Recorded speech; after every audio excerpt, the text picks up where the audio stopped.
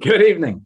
Welcome to our second presentation of the year. I'm Brent Taylor, most of you know that, convener of the speaker program for Military History and Heritage Victoria. On behalf of our committee, I welcome you to tonight's Zoom event. Tonight, we're pleased to have Robert Hadler presenting Mutineers. Now, before we start, a little bit about Robert. Robert's a former award-winning economics journalist and foreign correspondent. He's also worked in the Commonwealth Public Service as a political advisor for industry and lobby groups and as a senior executive in some of Australia's biggest companies. Since 2015, Robert has been a non-executive director on government, private and not-for-profit boards. His passion is writing about Australian history and in particular controversial events that sparked military, legal and political challenges and triggered reforms that changed the future direction of the nation. And you'll hear much more about that in tonight's presentation. Now, a little bit before Robert begins, he'll be answering questions at the end of the presentation. We can do this in one of two ways. Either post a chat anytime up to and including question time and address it to everyone. I will start with the questions that are in chat, but if you want to wait and ask them verbally, we tried that the last presentation, that worked pretty well, so you can wait and then put your hand up during question time and I'll invite you to have a verbal question. Robert's happy for the screens to be on, but remember that everyone can also see you. Make sure your microphones are switched off. By now you should be on speaker view, and I now invite Robert to speak.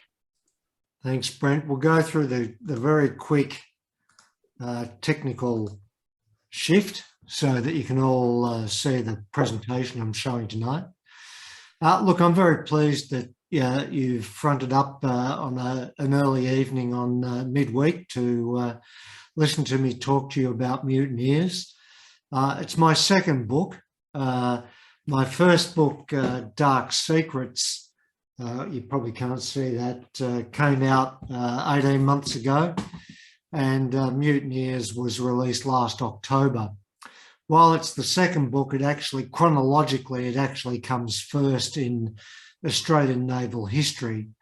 And it tells a period about Australian naval history that not many people have written about, let alone be aware of. So it took some work to dig out through the archives to get the story together. But hopefully I can present to you quickly and in an interesting way what I found out about the RAN and its formation, its service during the First World War, and some of the, as I say, some of the controversial military and diplomatic issues that arose through the service immediately after the war. The story actually starts in 1913, only a decade after Australia was formed as an independent nation, the Commonwealth of Australia, and the spirit of nationalism was pretty high. The first fleet was purchased by the Australian government in 1910, and the ships started arriving between 1911 and 1913. The first real assembly of the fleet occurred in Sydney in October 1913. Over 300,000 Sydney-siders gathered on the shores of Sydney Harbour to witness the arrival of the fleet. The main ship in this picture is the original HMAS Australia. It was a £2 million purchase from the British government by the Australian government. It was seen as a symbol of Australian nationalism, as I said, shortly after Federation. It was the biggest, most powerful and most heavily armoured warship in the Southern Hemisphere at the time. It had 17,000 tonnes, and until the HMAS Canberra was launched in 2011, this was the biggest warship in the Australian Navy until then. HMAS Australia 2 in the Second World War was only 9,000 tonnes, so it was half that size. It was a very powerful ship, 80,000 horsepower, could sail at 25 knots. It had 8 12-inch guns, 14 4-inch guns, and a crew of 820 during wartime. Big, powerful and threatening. It dominated the rest of the Australian fleet, which comprised 3 town-class light cruisers, the Melbourne, Sydney and Encounter, and 3 river-class torpedo destroyers, Warrego, Parramatta and Yarra. So the 300,000 people, that represented 16% of the Sydney population at the time. If that occurred now, we'd probably have nearly 1 million Australians, Sydney-siders around the harbour. So that gives you some idea of how much local interest the new fleet attracted. And it generated a lot of military fervour and excitement about young Australians. My story about mutineers centres on these 5 young Australians from different Australian states. Dal Morton, or Dal Rudd on the left of the screen, was the eldest. He was born in 1896. His brother Lenny Rudd was born a couple of years after. They grew up in Campsie in Western Sydney, a long way from the sea, but they were near the river in Canterbury, and along with Ken Patterson on the far right, formed a little bit of a gang in Canterbury in the early years of the century, and always thought about joining the Navy. Bill McIntosh in the middle grew up in Coburg in Victoria, along with Peter Thompson, who looks Indigenous, but actually his father was from the Cape Verde Islands off Portugal and North Africa. And he was born in Richmond, just around the corner from where I live, in Richmond here in Melbourne. So those 5 people, young men, all born with the spirit of nationalism, wanted to serve at sea, go and see the world, and had high ideals about military adventure at the start of the First World War. And they all joined up in 1913, 1914, and they were young teenagers at the time. Dal Morton Rudd was the eldest. He joined at the age of 17, but the others were 14 or 15 when they joined the RAN. They all went through as cadets through training school on HMAS Tingara, which was an old sailing ship in Sydney, and graduated. Dal Morton Rudd served the whole of the war on Australia. Lenny Rudd and McIntosh served on Melbourne before they went to Australia. Ken Patterson served on Brisbane and a few other minor vessels in Asia before he went to Australia, and Peter Thompson joined Australia right at the end of the war. Their experience forms the basis of this story and why it led to tragedy for all of them. What they first found when they joined Australia was that there was a huge class difference between the RAN officers, most of whom were British officers from the middle and upper classes in the UK. There were a few Australian officers, but very few, but those Australian officers had joined the Royal Navy at the age of 13 and were deeply imbued with the culture of the Royal Navy. And as you can see, they lived in pretty luxurious conditions compared to the crew, which this is the stokers mess, which was basic and crowded. This is where they ate their meals, but at night they also slung their hammocks and slept in this stokers mess. So it was a pretty crowded, dirty and noisy affair compared with the officers' quarters. And there was a huge class difference and culture difference between the two groups of on the ship. Coaling was probably the most dirty and difficult part for sailors on HMAS Australia, unlike all our Navy in World War II, which ran on fuel oil. All the ships in the First World War ran on coal. and it basically took 1 tonne of coal per mile at high speed. The Australia stored just over 3,000 tonnes of coal, and it had 31 boilers. 23 boilers were required to get 16 knots of cruising speed. So it was chewing up coal at a great rate of knots, and it coaled regularly. It was actually dirty and actually also very dangerous work. Some sailors lost their lives and were maimed in the process of coaling in rough and dangerous conditions. Cleaning the coal furnaces was backbreaking work. Most of the 5 served down here as stokers, and it was below decks. And when they were at action stations, everything was closed up, very oppressive conditions. At the outbreak of the war in 1914, the Australian government, through the Governor General, ceded operational control over the Royal Australian Navy to the Royal Navy. It was always envisaged that the Australian Navy, which was quite small and couldn't operate on its own, would form part of the Far East Royal Navy fleet. Things were to change pretty quickly, but that decision would have big ramifications down the track.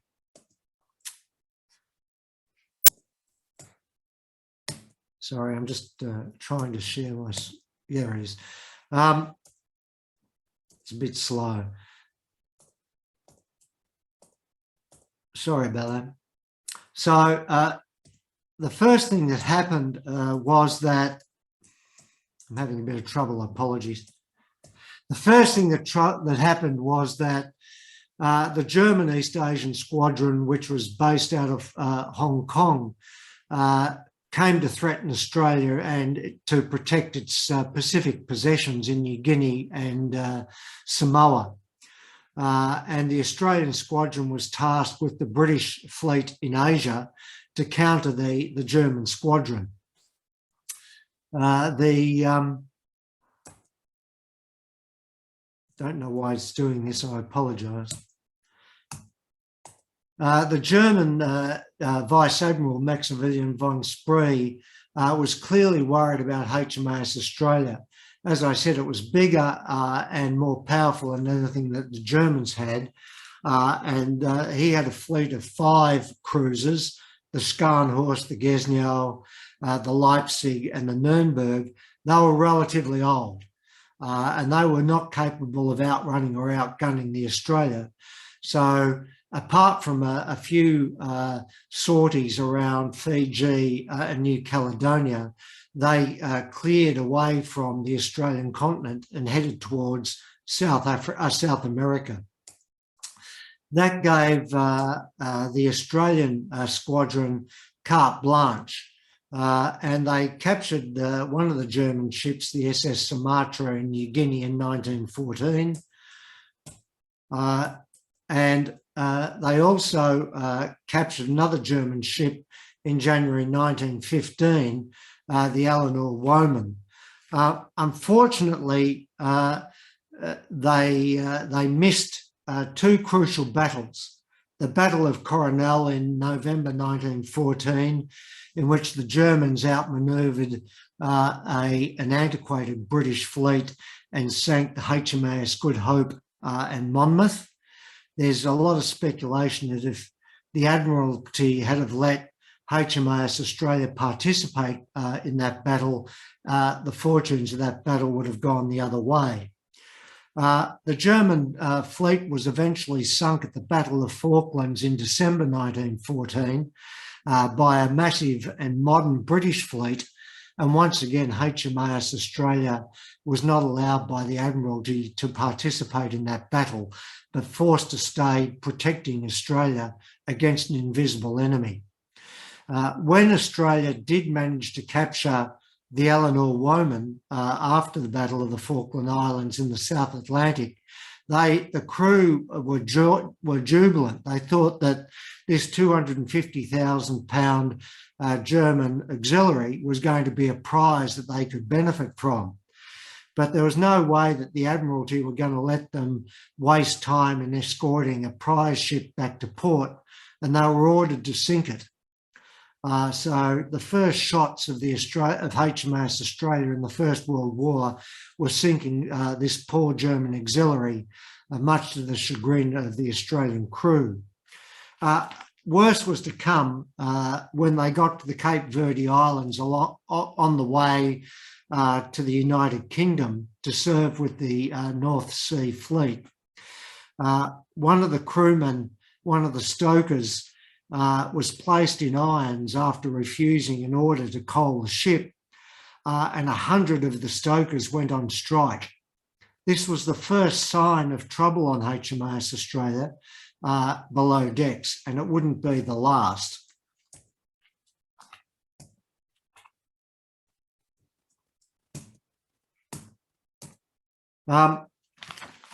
When HMAS Australia got to the UK, it was based at Scapa Flow, which is about 20 miles north of Scotland. As you can see, very remote, very windswept, and the Australian crew were bored senseless. There was virtually no action.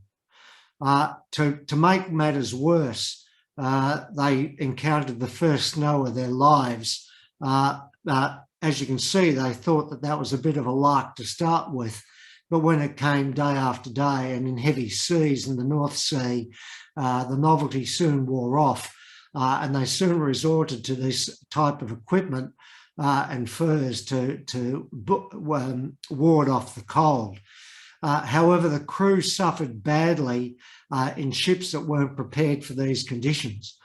In 1915, there was a measles outbreak, and in March 1915, 10 of the crewmen were sent home in disgrace for bad behaviour, another sign of trouble below decks. Then in 1916, there was a mumps epidemic, and worse was to follow. The first setback that really tarnished the reputation and damaged the morale of the crew was a collision with a HMS New Zealand in April 1916 in heavy fog in one of the stunts, they were called, or patrols in the North Sea. Very fruitless, very dangerous, and as a result of this collision, HMAS Australia missed the Battle of Jutland. Ironically, HMS New Zealand participated in the Battle of Jutland, and it formed a rivalry with HMAS Australia and its crew because they never forgave New Zealand for the collision and missing the Battle of Jutland. Billy Hughes visited Australia in 1916 to try and raise morale. I don't know whether you can see him in the middle of the circle of the crewmen, but he's standing on a bit of a box preaching to them about the benefits of conscription and trying to get their vote for re-election. But it was a tall order. King George V also visited Australia in 1916 to try and restore morale.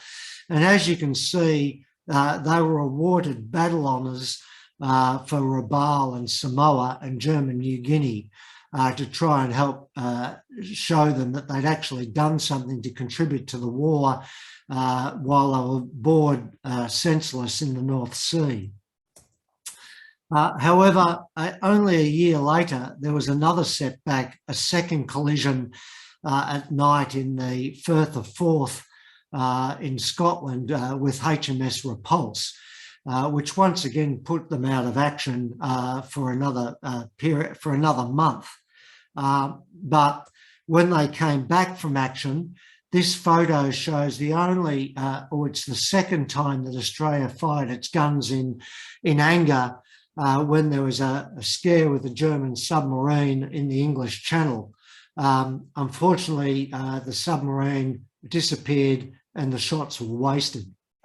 Once again, this created morale problems on Australia, lack of action, boredom, heavy discipline by the British officers. It was building up an atmosphere that was to lead to crisis.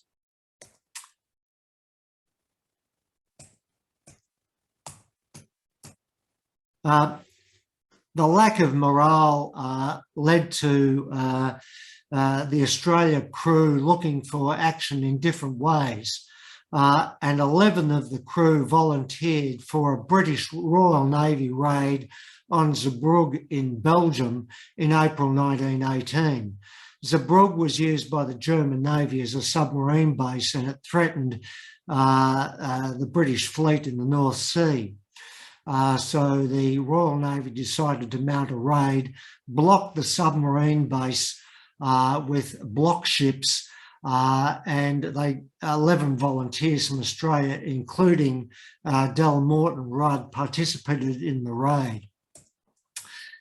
This is the results of the Zeebrugge raid, where you can see the block ships sunk in the mouth of the submarine channel. This was HMS Vindictive, an old cruiser that was modified to land troops on the mole, which was to give fire and cover for the block ships. Dal Rudd was on the Vindictive.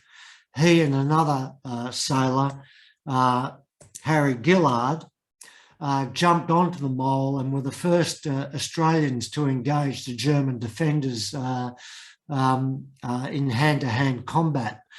Dal Rudd was awarded the Distinguished Service Medal, which you can see on his uniform then, and Harry Gillard was mentioned in dispatches. My research of the German archives revealed that the Germans believed these two men were responsible for most of the German deaths amongst the defenders at Zeebrugge. And there was some speculation that that Rudd should have been awarded the Victoria Cross. There were 11 Victoria Crosses awarded, mostly to naval and Marines in the Royal Navy. And this was one of the slights that the Australian crew saw at the time, despite the bravery of Rudd and Gillard at Zeebrugge. After Zeebrugge, Dal Rudd got married. He met Isabel Whitley in Leeds during the war. You can see his brother Lenny Rudd on the left. You may not be able to see from this grainy photo, but Isabel was pregnant at the time. Unfortunately, the marriage and the pregnancy didn't last long. Isabel died in childbirth in March 1919. The child survived, but Dal was in no position to father the child, and the child was passed on to Isabel's parents in Leeds. He was determined to come back after the war and secure the child, but events led to a different outcome. During April 1919, just as Dal and the others got back to HMAS Australia, there were a new Commodore and a new captain appointed to Australia. Commodore Dumaresque was actually born in Rose Bay in Sydney, but joined the RAN at the age of 13 and served in as a fleet commander and chief of staff on battleships and cruisers in the Royal Navy in the war. Captain Cumberledge was a Royal Navy officer. He served on destroyers during the First World War, and this was his first senior command at fleet level. You couldn't get two more officers who were chalk and cheese. Dumaresque was strong on discipline, a bit of a martinet, always focused on policies and procedures. Cumberledge was, in contrast, a buccaneer by nature. He was close to his crew, often bred by his time on destroyers, and he was a seafarer. These two didn't always see eye to eye, and how they would manage the crew on the return to Australia would have big consequences for what happened on the return.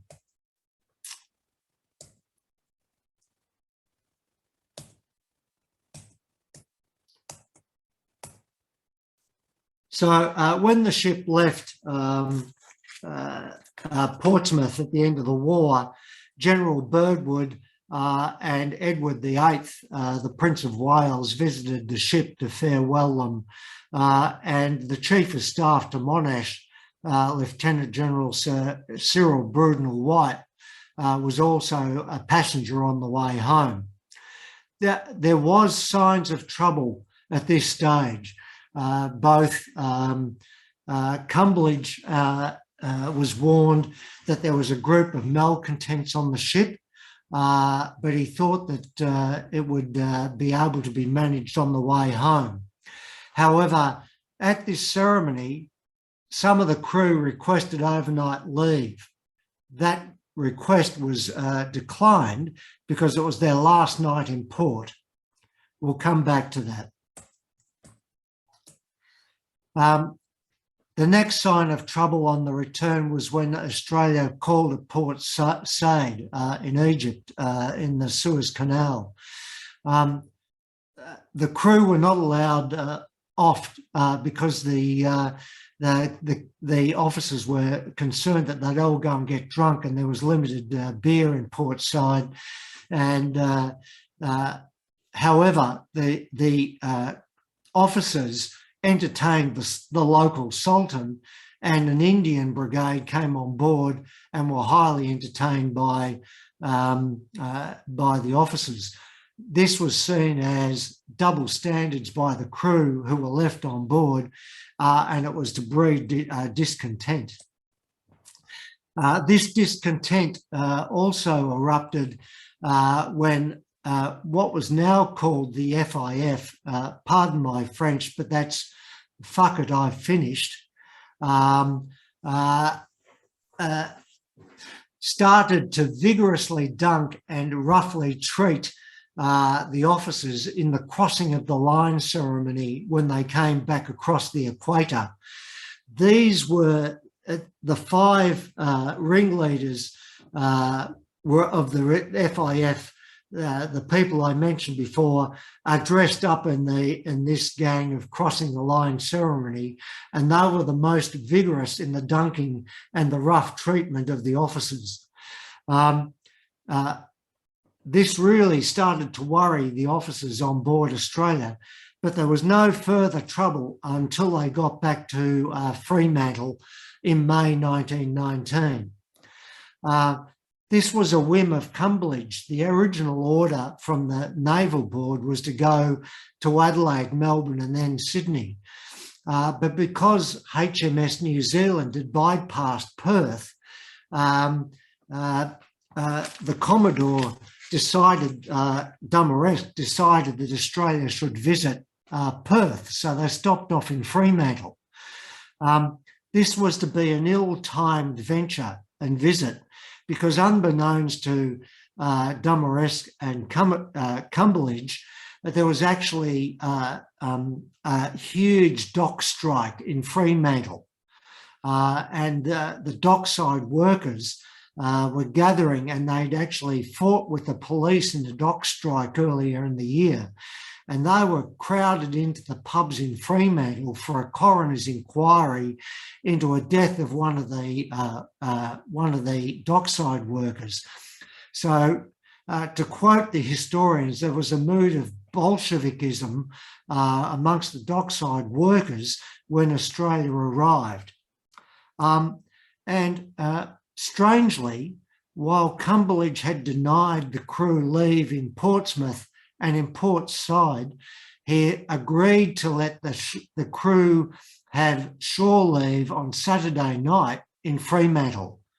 And that's where they met up with the dockside workers, and they came back onto the ship on Sunday morning, hungover and full of this spirit of Bolshevism on Sunday, the 1st of June. They refused to sail. the stokers refused to coal the ship, and that was the moment that technically there was a mutiny. The officers and the petty officers replaced the stokers and coaled the ship. And they sailed out of Fremantle. And this is a photo, not of the exact event, but of a crew parade outside Fremantle, where Cumberledge read the King's regulations to the crew. And this is the first time that mutiny was mentioned. And they were actually worried that there was going to be quite severe consequences. Cumberledge had tried to talk Dumaresque out of this. His view was that it was a schoolboy prank and that he would have given them time to sleep off their hangovers and get over it. He would have followed up with charges against the 5 when they got back to Sydney, but he wouldn't have worried about formal mutiny charges. This was the chalk and cheese between Cumberledge and Dumaresque. My personal view is that Dumaresque, the sort of person he was influenced by the fact that he had a very powerful passenger on board in Brudenell White, and he wouldn't have been seen in a favourable light if he'd swept this under the carpet. So when they got back to Sydney with the 5 ringleaders in the cells the whole way, the crew received a hero's welcome. However, a court-martial was devised. It was held on HMAS Encounter on the 20th of June 1919. The president of the court-martial was John Glossop. He was the commander of Sydney when it sunk the Emden in the Indian Ocean.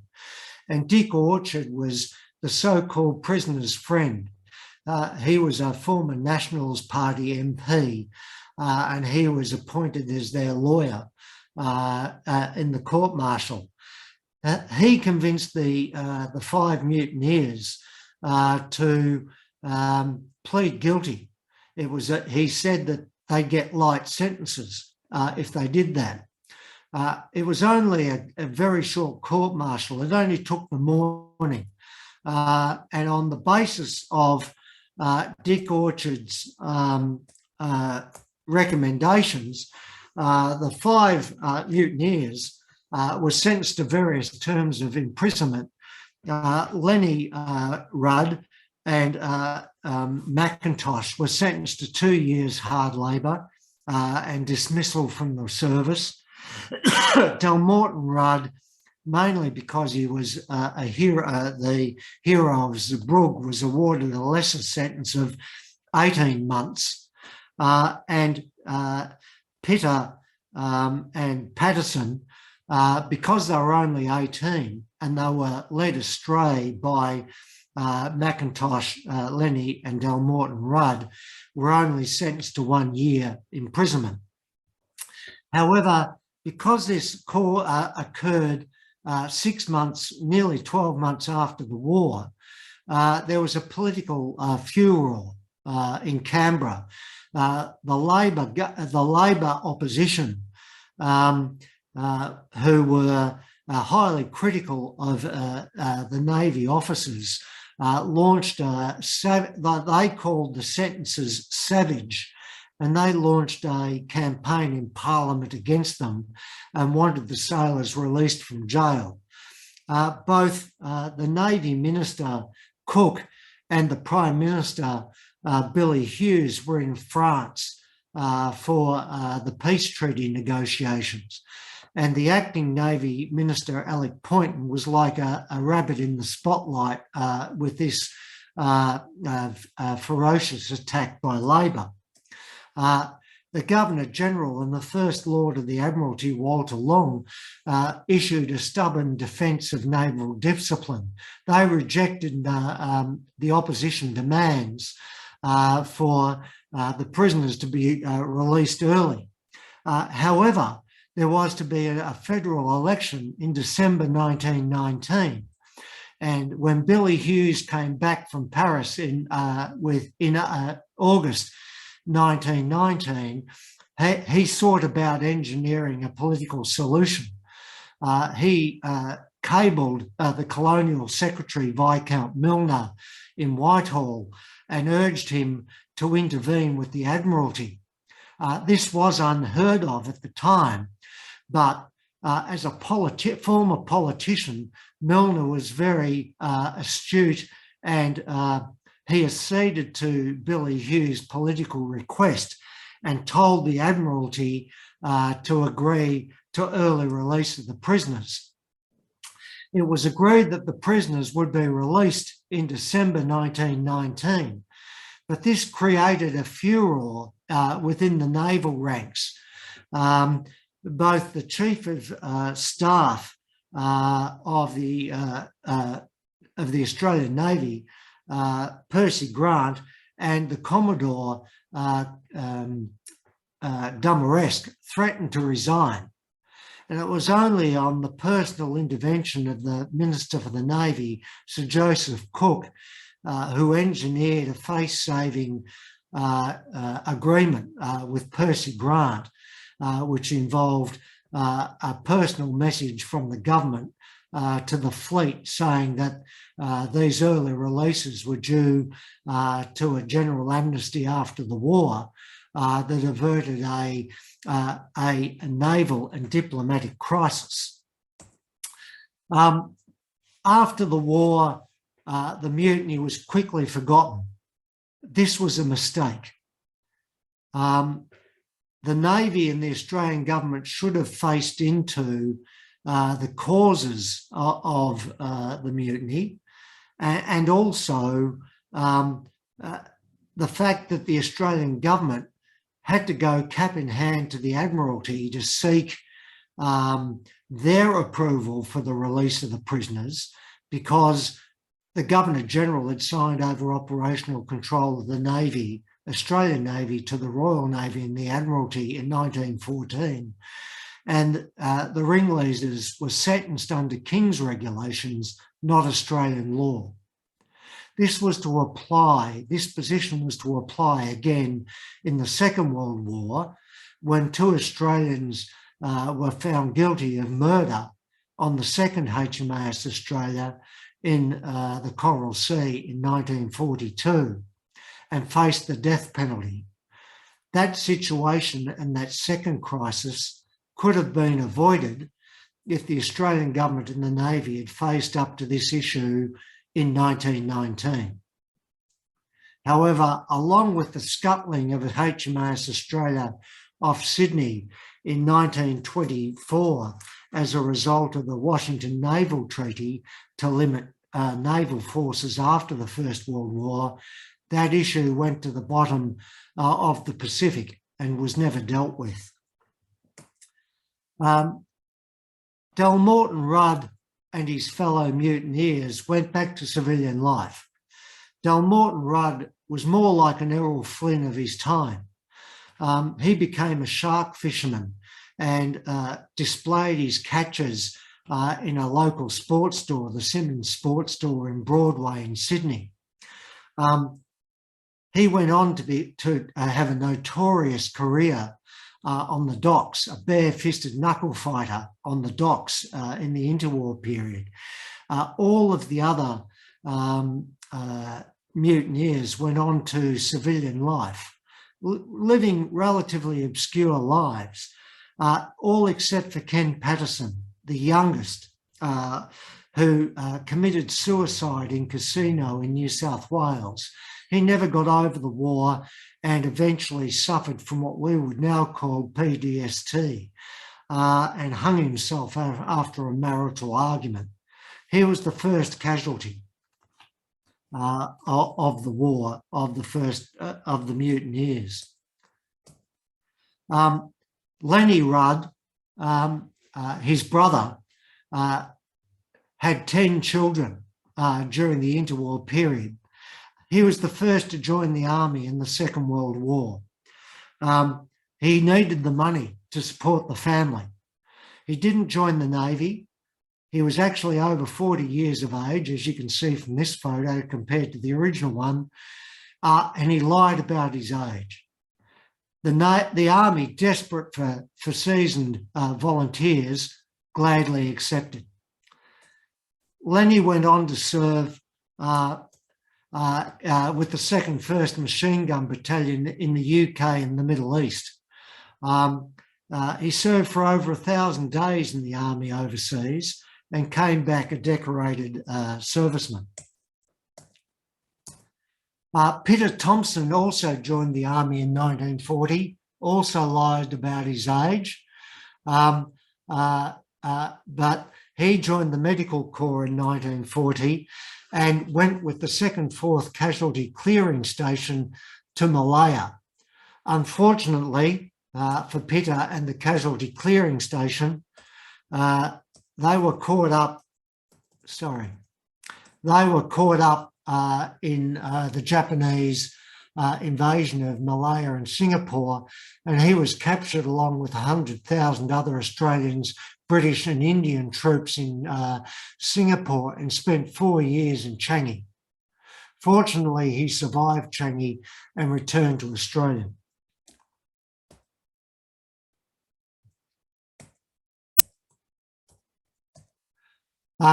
Dalmorton Rudd refused to join the Army or the Navy, given what happened to him in 1919, but his fishing boat was confiscated by MacArthur's Navy, the US Army Small Ship Service, in 1942. They were desperate for small ships to serve around New Guinea and the islands. The US Navy refused to provide them with any bigger ships, and the US Army and the Australian armies fighting in the early years of the war in New Guinea were actually provided with arms and ammunition and rations by these small ships. And Dalmorton Rudd agreed to serve with the US Army Small Ships Service in New Guinea in 1942 and 1943. So even though they'd all been through a court-martial and were served in prison, 3 of the 5 mutineers were sufficiently proud of Australia and determined to serve their country again. I won't tell you what happened to them after the war, but it's another interesting story. And I hope you find what I've said to you today interesting enough to go and find a copy of the book, and I'd be happy to provide you with a copy of the book. You can contact me through my website, roberthadler.com, and I can, or through Brent and the Society, and I can send you a copy of the book. I think it's a ripping yarn, one that's not told very much about the Australian Navy in World War II and what happened to the men during World War II and afterwards. I think is an interesting yarn. So happy to take any questions or to make comments from there.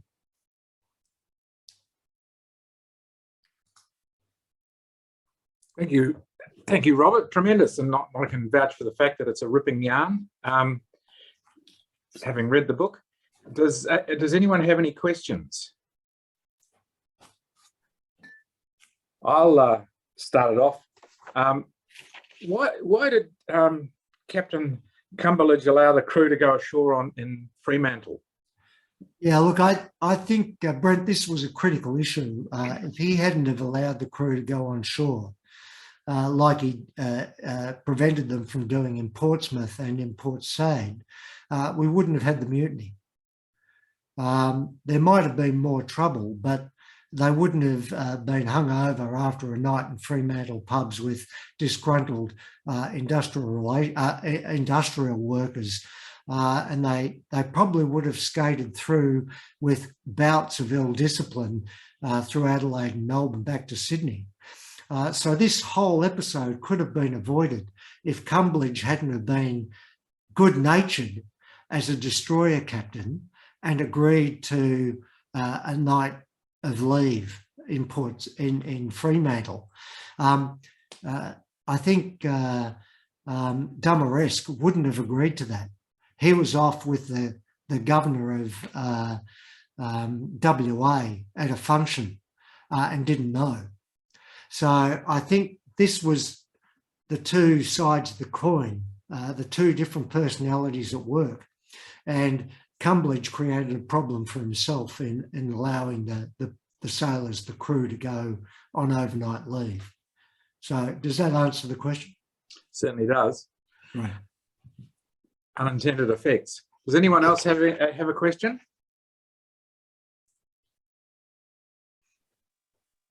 Yes, Mark? Yeah, thanks. Thanks very much, Robert. Yes.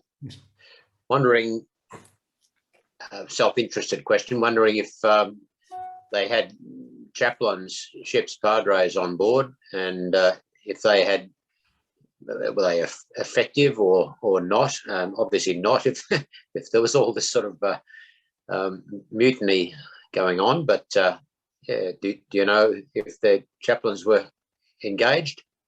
That's a great question, Mark, and a great insight, because yes, there was. There was both an Anglican and a Catholic clergy representatives on board. And in fact, their primary role was to act as the eyes and ears for this sort of trouble.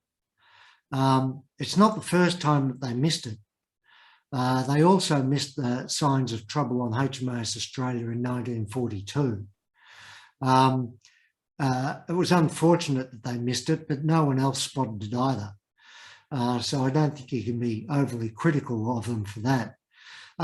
The other interesting part of your question is, in response, is that the prisoner's friend actually asked for the Anglican priest to come and be a referee for the mutineers, to demonstrate, to vouch for their good behaviour generally aboard the ship.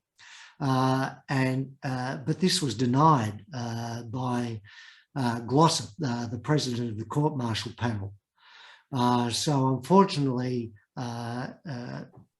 his good references weren't able to be taken into account on that occasion. Thanks very much. Very interesting. Maybe they were spending too much time in the officers' mess. Could have been. and I think I'd have preferred to spend more time there as well by the look of the photo. So are there any other questions for Robert? Well, I will. Just before you wrap up, the other casualty, of course, was Dumaresque. He, despite the fact that there was a face-saving compromise, he was relieved of command, and he was ordered back to the Royal Navy by the Admiralty after the war, after this incident. And unfortunately, he decided to go the long way home via Vladivostok and China. And he caught he caught a disease in Manila and died in Manila at the age of, I think, 47. And he was buried with full military honours by the US military, which was in charge of the Philippines at that stage. And his gravestone is in the American military cemetery in Manila. But Cumberledge went on to bigger and better things. He became a Rear Admiral in 1926 on the retired list. And he was a bit of an adventurer, and he went and sailed the Mediterranean with his family. And during the World War II, he sailed back through the Med, past Gibraltar, and all the way back through the English Channel to England to offer his services again to the Royal Navy. And he would have been in his 50s at that stage. they politely declined. But he went on to the glorious old age of 84 before he passed away. So he was fondly remembered by the Australian crew. And in fact, after the prisoners were released from jail, but before he went back to England, he bumped into Del Morton Rudd in the main street in Sydney, and he said, "Do you remember me?" And Cumberledge said, "Yes, I do. I hope there's no ill feelings." And the two of them went into the pub and had a couple of jars. So they left on good terms. Supplementary question, if I may. Yeah. You mentioned Mackintosh started his life in Coburg here in Melbourne. Yeah. Did he come back to Coburg? He did come back to Melbourne, but he lived in North Melbourne. And unlike the rest who lived pretty good lives after the war, he became a fruiterer in the Footscray markets and fell into bad company. Frank Costa has been renowned here in Melbourne for the taking on the mafia in the Footscray markets, and was mortally threatened several times. And Mackintosh was in the formative years of the development of the Italian mafia in the Footscray fruit and vegetable markets in the interwar period. He was charged a couple of times in the magistrates' court with theft and assault, but after he refused to join up in World War II. He'd done his service and ended up retiring out in Dandenong and passed away at the ripe old age of 72. Mackintosh doesn't sound particularly Italian, does it?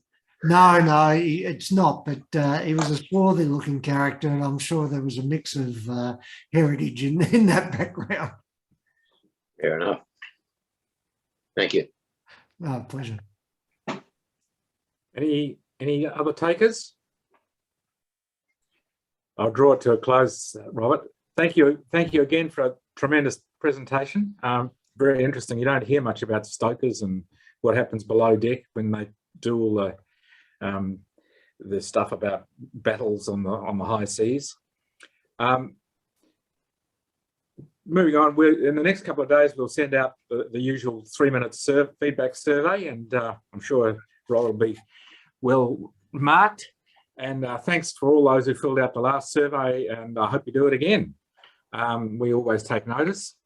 Our next speaker will be Barrister Don Ferran's QC. His presentation is titled Courage and Compassion, a stretcher bearer's journey from no man's land and beyond. This is a story of his grandfather, a stretcher bearer on the Western Front in France in World War I. He survived the dangers of stretcher bearing in some of Australia's most horrific battles in the Somme, Bullecourt, Ypres and Villers-Bretonneux. He was partly blinded by gas, and Don charts his work life as a teacher from the end of the war until he completely lost his vision. He then worked blind with relatives in a stained glass business. I don't know how he did this, but I'm sure Don will tell us. Late in his life, his vision was restored by modern surgical practices. He had cataract put in. The presentation will be on Wednesday, the 22nd of June at 7 p.m. on Zoom, and only on Zoom. I'd like to also remind you that our one-day conference, the Bloody Beachheads, the battles of Gona, Buna, Sanananda, which was postponed because of COVID, has now been pushed out to Saturday, the 12th of November to coincide with the 80th anniversary. And again, look for information and registration on our website. And of course, Jason will be sending out information as we go along. So this brings this evening's session to a close. Thanks again to Robert. Thanks also to Jason, who keeps this going behind the scenes, and thank you for joining us. I hope you'll come again, and good night to you from the committee and myself. Thanks very much, Brent.